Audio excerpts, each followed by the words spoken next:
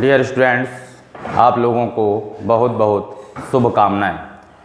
बच्चों, आज हम लोग पढ़ेंगे गॉस की प्रमेय के अनुप्रयोग। गॉस की प्रमेय के अनुप्रयोग, applications of Gauss theorem. Applications of Gauss theorem में सबसे पहला अनुप्रयोग है अनंत लंबाई के तार के निकट वैद्युत क्षेत्र की तीव्रता ज्ञात करना। डियर स्टूडेंट्स, अगर कोई अनंत लंबाई का तार है, अनंत लंबाई के तार के निकट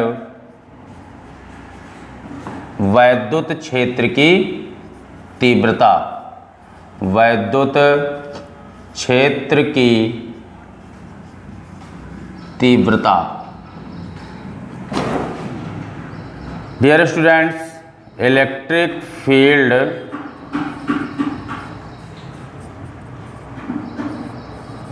due to infinitely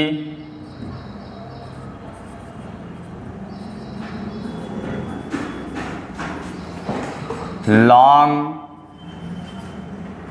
linear charge,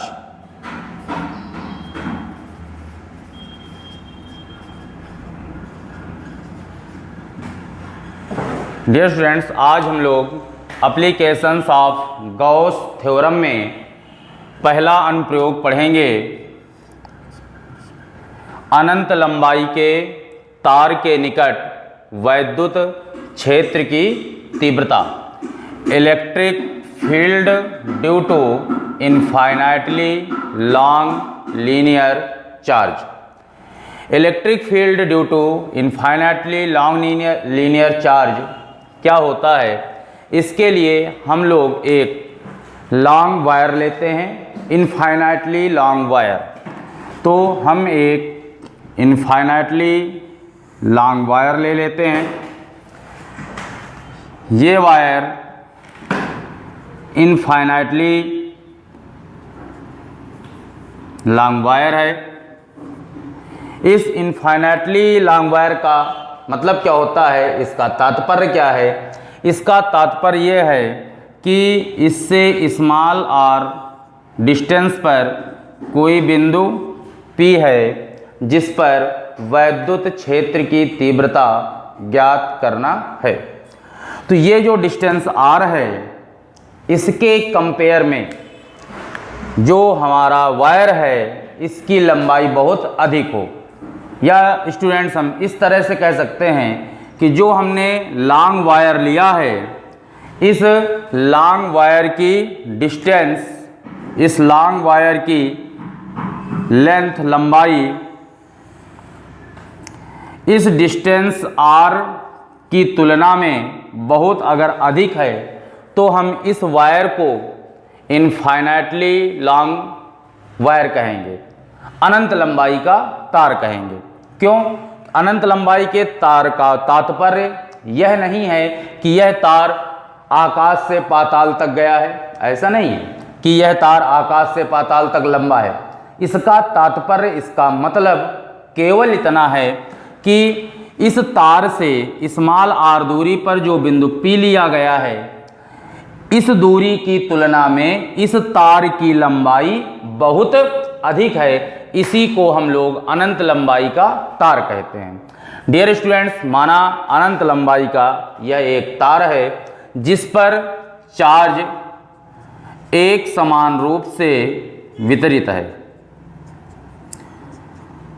तो मान लेते हैं डियर स्टूडेंट्स कि इनफाइनाइटली लॉन्ग वायर में जो चार्ज प्लस Q है वो एक समान रूप से डिस्ट्रीब्यूट हुआ है, एक समान रूप से वितरित है। अब इस चार्ज के कारण जो इलेक्ट्रिक फील्ड होगी इस पॉइंट P पर, उसकी डायरेक्शन आउटवर्ड, बाहर की ओर होगी। और इस चार्ज को परिबद्ध करने के लिए, घेरने के लिए हम लोग एक गॉसियन पृष्ठ की कल्पना करते हैं। तो इस चार्ज को परिबद्ध करने के लिए बिंदु P से होकर गुजरने वाला एक गॉसियन पृष्ठ की कल्पना करते हैं। वो गॉसियन पृष्ठ किस टाइप का होगा स्टूडेंट्स? यहाँ पर हम देखें, हम लोगों ने एक गॉसियन पृष्ठ, गॉसियन सरफेस को इमेजिन किया है। ये हमारा जो गॉसियन सरफेस है ये सिलिंड्रिकल है। तो डियर स्टूडेंट्स, अनंत लंबाई का एक तार है जिस पर चार्ज प्लस Q एक समान रूप से वितरित किया गया है। इस अनंत लंबाई के तार के निकट स्मॉल r दूरी पर कोई बिंदु P है। यह बिंदु हम और नज़दीक भी ले सकते हैं। क्लियरिटी के लिए हमने यह बिंदु थोड़ा से दूर लिया है। हमने आपको बताया कि अनंत लंबाई के तार का तात्पर्य क्या है कि इस दूरी r की तुलना में जो तार की लंबाई है वो बहुत अधिक है, इसीलिए हम इसको अनंत लंबाई का तार कहते हैं। इस अनंत लंबाई के एक समान रूप से आवेशित क्यों कहेंगे? क्योंकि इस तार पर जो हमने चार्ज डिस्ट्रीब्यूट किया है, प्लस Q चार्ज जो इस तार को हमने दिया है, वो चार्ज इस तार पर एक समान रूप से यूनिफॉर्मली डिस्ट्रीब्यूट हुआ है, एक समान रूप से वितरित है। तो डियर स्टूडेंट्स, इस बिंदु P से होकर गुजरने वाले इस तार पर जो आवेश डिस्ट्रीब्यूट हुआ है, जो एक समान रूप से वितरित हुआ है, इसको परिबद्ध करने के लिए, इसको घेरने के लिए हम लोगों ने एक गॉसियन पृष्ठ की, इस तार के चारों ओर एक गॉसियन पृष्ठ की कल्पना की। यह गॉसियन पृष्ठ कैसा है? तो यह गॉसियन पृष्ठ हमारा कैसा है? बेलनाकार है। गॉसियन पृष्ठ कैसा है? बेलनाकार गॉसियन पृष्ठ है। डियर स्टूडेंट्स, हमको पता है कि जो प्लस Q चार्ज होता है, जो पार्शियली चार्ज होता है, वो किसी पॉइंट पर जो इलेक्ट्रिक फील्ड बनाता है वो आउटवर्ड अर्थात बाहर की ओर बनाता है। तो इस प्लस Q चार्ज के कारण बिंदु P पर वैद्युत क्षेत्र की तीव्रता वेक्टर E है, जिसकी डायरेक्शन, जिसकी दिशा कहाँ होगी? आउटवर्ड, कर्व्ड सरफेस से बाहर की ओर बनी है। इसी प्रकार अगर हम यहाँ पर वैद्युत क्षेत्र की तीव्रता बनाएं, प्लस Q आवेश के कारण वैद्युत क्षेत्र की जो तीव्रता होगी यहाँ पर भी बाहर की ओर होगी। और इसी प्रकार से अगर हम यहाँ पर वैद्युत क्षेत्र की तीव्रता बनाएं तो ये भी वैद्युत क्षेत्र की तीव्रता बाहर की ओर होगी। डियर स्टूडेंट्स, जो हमने बेलनाकार गॉसियन पृष्ठ लिया, इसकी जो त्रिज्या है वो तो r ही हो जाएगी और इसकी लंबाई हम एज्यूम कर लेते हैं, इसकी लंबाई मान लेते हैं कि माना इस गॉसियन पृष्ठ की लंबाई L है।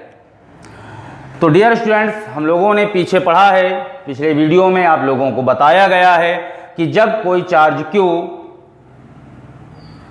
L लंबाई में एक समान रूप से वितरित होता है तो इसे रेखीय आवेश वितरण कहते हैं। जब कोई आवेश Q किसी तार आदि की लंबाई पर एक समान रूप से वितरित होता है तो इसे हम रेखीय आवेश वितरण कहते हैं। और एकांक लंबाई में उपस्थित आवेश की मात्रा को रेखीय आवेश घनत्व कहते हैं। तो मान लेते हैं डियर स्टूडेंट्स, माना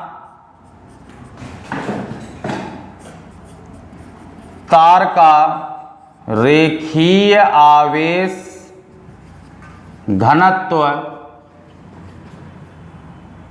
lambda equal to Q by L, linear charge density, linear charge density students क्या है? Lambda equal to Q by L। Then तब गॉसियन पृष्ठ से परिबद्ध अर्थात गॉसियन पृष्ठ से घिरा हुआ आवेश क्या होगा, Q equal to lambda L. Dear students, हम लोगों ने गॉस की प्रमेय में पढ़ा था कि यदि किसी बंद काल्पनिक पृष्ठ से परिबद्ध आवेश Q है तो उससे निर्गत वैद्युत फ्लक्स का मान Q बाई एप्सिलॉन नॉट होता है। तो गॉस की प्रमेय से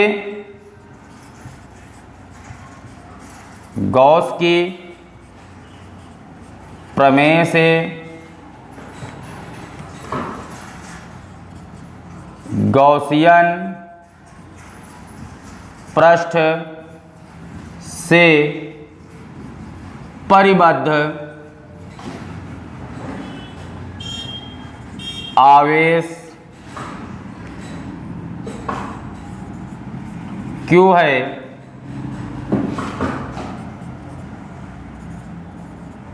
जिसके कारण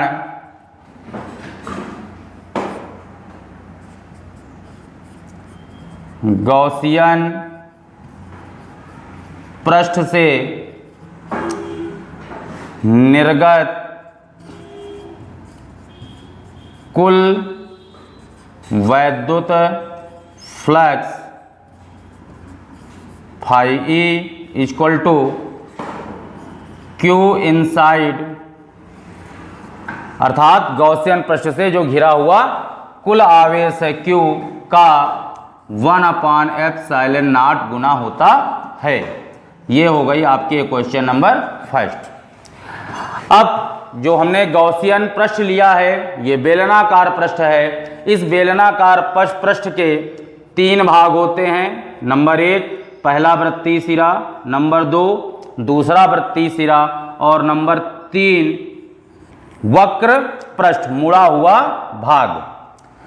अब हम लोग डियर स्टूडेंट्स इस पर एरिया वेक्टर बनाते हैं। तो जो गॉसियन पृष्ठ बेलनाकार जो गॉसियन पृष्ठ है इसके वृत्तीय सिरे पर हमने कोई सूक्ष्म क्षेत्रफल अवयव dA लिया जिसके क्षेत्रफल की दिशा एरिया वेक्टर की जो डायरेक्शन होगी वेक्टर dA n कैप। और इसी प्रकार यहाँ पर हमने कोई सूक्ष्म क्षेत्रफल अवयव लिया जिसके क्षेत्रफल की दिशा हम लोगों ने पीछे पढ़ा था कि किसी पृष्ठ के क्षेत्रफल की दिशा क्या होती है, उसके तल के अभिलंबवत बाहर की ओर। तो इसका तल आउटवर्ड, इसके देखें इसका तल ये है तो इसके क्षेत्रफल की दिशा क्या होगी, इसके तल के अभिलंबवत आउटवर्ड बाहर की ओर। तो इसके तल के अभिलंबवत बाहर की ओर क्षेत्रफल की दिशा ऊपर की ओर बनेगी। इसी प्रकार जो नीचे हमारे पास सरफेस है पृष्ठ है तो इसके क्षेत्रफल की दिशा क्या होगी, इसके तल के अभिलंबवत बाहर की ओर आउटवर्ड बाहर की ओर होगी, नीचे की ओर वेक्टर dA n कैप। तो डियर स्टूडेंट्स क्षेत्रफल सदिश की दिशा और वैद्युत क्षेत्र की तीव्रता की दिशा के बीच यहां पर जो कोण बनेगा वो थीटा इक्वल टू 90। इसी प्रकार यहां पर जो एंगल बनेगा वो थीटा इक्वल टू 90। यहां पर बिंदु P के चारों ओर कर्व सरफेस में हमने कोई सूक्ष्म क्षेत्रफल अवयव लिया dA। इसके क्षेत्रफल की दिशा क्या होगी, इसके तल के अभिलंबवत बाहर की ओर वेक्टर dA n कैप। तो यहां पर थीटा डियर स्टूडेंट्स क्या हो जाएगा 0, क्योंकि वैद्युत क्षेत्र की तीव्रता और क्षेत्रफल सदिश दोनों एक ही दिशा में है। डियर स्टूडेंट्स हम लोग देखें कि जैसे हमारे पास ये कोई बेलनाकार अगर गॉसियन पृष्ठ है तो इसका जो कर्व सरफेस है, इसके कर्व सरफेस में हम कहीं भी एरिया वेक्टर बनाएंगे, क्षेत्रफल की दिशा बनाएंगे तो इसके क्षेत्रफल की जो दिशा होगी ये हमारा बेलनाकार गॉसियन पृष्ठ है और इसके जो क्षेत्रफल की दिशा होगी कहीं पर भी आप बनाएं, इस यहाँ पर पॉइंट लें तो यहाँ पर क्षेत्रफल की दिशा ऐसे होगी, यहाँ पर पॉइंट लें तो यहाँ पर क्षेत्रफल की दिशा ऐसे होगी। तो इस प्रकार से गॉसियन पृष्ठ है और इसके कर्व्ड सरफेस पर यहाँ पर कोई सूक्ष्म क्षेत्रफल अवयव लिया गया है। इस सूक्ष्म क्षेत्रफल अवयव की जो दिशा होगी, क्षेत्रफल सदिश की जो दिशा होगी, इसके तल के अभिलंबवत बाहर की ओर इस प्रकार से होगी। तो डियर स्टूडेंट्स, यहाँ पर एरिया वेक्टर की direction vector D N cap बनाई गई, जो कि वैद्युत क्षेत्र की तीव्रता के साथ थीटा बराबर 0 एंगल बनाता है। तो अब डियर स्टूडेंट्स, हम इस गॉसियन पृष्ठ से परिबद्ध वैद्युत फ्लक्स की गणना वैद्युत फ्लक्स की परिभाषा से करते हैं। तो वैद्युत फ्लक्स की परिभाषा से हमको क्या मिलेगा, अब हम लोग देखते हैं वैद्युत फ्लक्स की परिभाषा से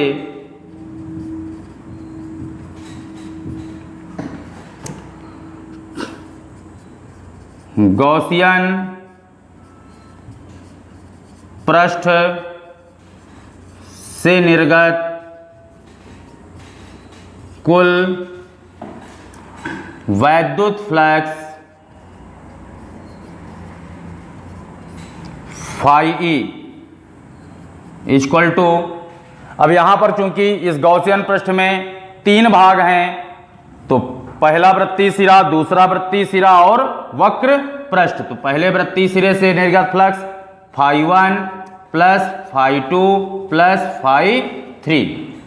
डियर स्टूडेंट्स, हम लोगों ने वैद्युत फ्लक्स की परिभाषा में पढ़ा था कि किसी पृष्ठ से संबद्ध जो वैद्युत फ्लक्स होता है, वो वैद्युत फ्लक्स क्या होता है, phi E equal to whole integration vector E dot vector D A. ये हम लोगों ने पढ़ा था वैद्युत फ्लक्स की परिभाषा से, phi E equal to E D A cos theta. तो डियर स्टूडेंट्स, किसी भी पृष्ठ से परिबद्ध जो कुल वैद्युत फ्लक्स होता है, वो कुल वैद्युत फ्लक्स क्या होगा, phi E equal to whole integration vector E dot vector D A, अर्थात E D A cos theta, because vector A dot vector B equal to A B cos theta. तो phi 1 यहाँ पर देखें, पहले वृत्तीय सिरे से जो संबद्ध वैद्युत फ्लक्स होगा वो क्या हो जाएगा, ई डी ए, और यहाँ पर थीटा 90 है, तो कॉस 90 प्लस दूसरा वृत्तीय सिरा, यहाँ भी एंगल थीटा 90 है, तो इससे संबद्ध जो वैद्युत फ्लक्स होगा, कुल वैद्युत फ्लक्स, ये भी हो जाएगा आपका ई डी ए कॉस 90, और प्लस तीसरा जो वैद्युत फ्लक्स है वक्र पृष्ठ से परिबद्ध कर्व्ड सरफेस से, ये जो फ्लक्स है ये किससे संबद्ध है, वक्र पृष्ठ से, तो इससे संबद्ध वैद्युत फ्लक्स क्या हो जाएगा, whole integration E D A cos 0। तो डियर स्टूडेंट्स, यहां से हमको मिल गया फाई ई इक्वल टू, ये cos 90 की वैल्यू 0, तो ये 0 हो जाएगा और ये 0 हो जाएगा, और cos 0 की वैल्यू क्या होती है, 1 होती है, इसलिए क्या आ जाएगा, E whole integration D A equal to A, और जो एरिया बचेगा वो किसका बचेगा, वक्र पृष्ठ का एरिया बचेगा। तो phi E equal to E into वक्र पृष्ठ, बेलन के वक्र पृष्ठ का क्षेत्रफल क्या होता है, 2 पाई आर एल। अब गॉस की प्रमेय से हम लोगों ने पढ़ा था, इसको बना देंगे क्वेश्चन नंबर 2। अब गॉस की प्रमेय में हम लोगों ने पढ़ा था कि किसी भी गॉसियन पृष्ठ से जो निर्गत कुल वैद्युत फ्लक्स होता है वो phi E equal to Q inside upon epsilon naught, समीकरण नंबर 1 में हमको मिला था। और वैद्युत फ्लक्स की परिभाषा से जो हम लोगों ने निकाला कि गॉसियन पृष्ठ से जो निर्गत कुल वैद्युत फ्लक्स होगा वो E into 2 pi R L होगा। अब हम समीकरण नंबर 1 और 2 से देखते हैं, तो हमको मिलता है समीकरण 1 व 2 से, डियर स्टूडेंट्स यहाँ पर देखें, इन दोनों को अगर हम इक्वल करें तो इनके इक्वलिटिंग से हमको मिलेगा Q by epsilon not equal to E into 2 pi R L. तो dear students, Q equal to lambda L, यहाँ पर हम वैल्यू पुट कर देंगे, lambda L by epsilon not equal to E into 2 pi R L. L से L cancel हो गया, तो E इक्वल टू आया 1/2 pi epsilon not into lambda by R. Dear students, यही होगा अनंत लंबाई के आवेशित तार के निकट स्मॉल r दूरी पर यदि कोई बिंदु P है तो उस पर वैद्युत क्षेत्र की तीव्रता। अगर हम इसके अंशवा हर में 2 का गुणा करा दें तो इसको हम इस फॉर्म में भी लिख सकते हैं, E equal to 1/4 pi epsilon not into 2 lambda by R. तो डियर स्टूडेंट्स, इस प्रकार से हम लोगों ने गॉस की प्रमेय का पहला अनुप्रयोग पढ़ा, अनंत लंबाई के तार के निकट वैद्युत क्षेत्र की तीव्रता ज्ञात करना। अब नेक्स्ट अगले वीडियो में स्टूडेंट्स हम नेक्स्ट अगला एप्लीकेशन पढ़ेंगे, गॉस की प्रमेय का दूसरा अनुप्रयोग। तो डियर स्टूडेंट, इस प्रकार से ये बहुत इंपॉर्टेंट डेरिवेशन भी है, काफी इंपॉर्टेंट है, बोर्ड एग्जाम में पूछा जाता है कि अनंत लंबाई के तार के निकट वैद्युत क्षेत्र की तीव्रता ज्ञात करने के लिए व्यंजक प्राप्त कीजिए। तो इस प्रकार से डियर स्टूडेंट्स, ये हमारा लॉन्ग क्वेश्चन 5 मार्क्स का क्वेश्चन आता है, 5 अंकों का प्रश्न है। इसको बहुत ध्यान से समझने की जरूरत है कि हमने अनंत लंबाई का एक आवेशित तार लिया जिस पर प्लस क्यू चार्ज एक समान रूप से वितरित है, और इस आवेश को परिबद्ध करने के लिए हमने इस तार के चारों ओर एक गॉसियन पृष्ठ की कल्पना की। यह गॉसियन पृष्ठ कैसा बनेगा? बेलनाकार बनेगा। तो बेलन में 3 भाग होते हैं, 2 वृत्तीय सिरा और एक वक्र पृष्ठ। इनमें हमने सूक्ष्म क्षेत्रफल अवयव डीए लिया और उनके क्षेत्रफल सदिश एरिया वेक्टर खींचा, प्लस क्यू आवेश कारण वैद्युत क्षेत्र सदैव बाहर की ओर बनेगा। तो वैद्युत क्षेत्र की तीव्रता और क्षेत्रफल सदिश के बीच जो एंगल है वृत्तीय सिरा पे 90 बनेंगे और कर्व्ड सरफेस वक्र पृष्ठ पर जो थीटा होगा वो 0 हो जाएगा। इस प्रकार से हम यहाँ पर 2 कंडीशंस लगाते हैं। एक गॉस की प्रमेय से यहाँ पर लगाएंगे कि गॉस की प्रमेय से हमको पता है कि किसी गॉसियन पृष्ठ से परिबद्ध आवेश Q है, जिसके कारण गॉसियन पृष्ठ से निर्गत जो कुल वैद्युत फ्लक्स होगा वो phi E equal to Q inside by epsilon naught होता है। ये गॉस की प्रमेय से हमने निकाला, एक क्वेश्चन नंबर 1 बनाया। और फिर वैद्युत फ्लक्स की परिभाषा से दूसरी बात हम लोगों ने लिखा, वैद्युत फ्लक्स की परिभाषा से इसी बात को अगर हम निकालें तो गॉसियन पृष्ठ से निर्गत कुल वैद्युत flux phi E equal to, इसके 3 पार्ट होते हैं, तीनों पार्ट के फ्लक्स को क्या करेंगे? ऐड कर देंगे, तो कुल फ्लक्स की हमको कैलकुलेशन मिल जाएगी। तो इसका कुल फ्लक्स ये होगा। अब ये भी कुल फ्लक्स गॉसियन पृष्ठ से निर्गत है और ये भी कुल फ्लक्स गॉसियन पृष्ठ से निर्गत है। अतः ये दोनों फ्लक्स आपस में क्या होंगे? बराबर होंगे। इनको बराबर में रखकर इस प्रकार से हम कैलकुलेशन करेंगे। समीकरण 1 और 2 से हमको मिला ये दोनों फ्लक्स आपस में बराबर हैं, इसलिए E इंटू 2 पाई RL बराबर होगा Q inside by epsilon not के। इसको हमने सॉल्व किया तो हमको यहाँ पर व्यंजक मिलता है वैद्युत क्षेत्र की तीव्रता का कि किसी अनंत लंबाई के आवेशित तार के निकट वैद्युत क्षेत्र की तीव्रता सदिश राशि है vector E equal to 1/2 pi epsilon not into lambda by R, या इसको हम इस फॉर्म में अगर लिखें तो 2 का गुणा अंश और हर में करेंगे तो 1/4 pi epsilon not into 2 lambda by R, और इसकी जो यूनिट होगी वो न्यूटन प्रति कूलम होगी। थैंक्स गाइज, धन्यवाद। नेक्स्ट हम लोग अगले वीडियो में पुनः अगले अनुप्रयोग की चर्चा करेंगे। धन्यवाद।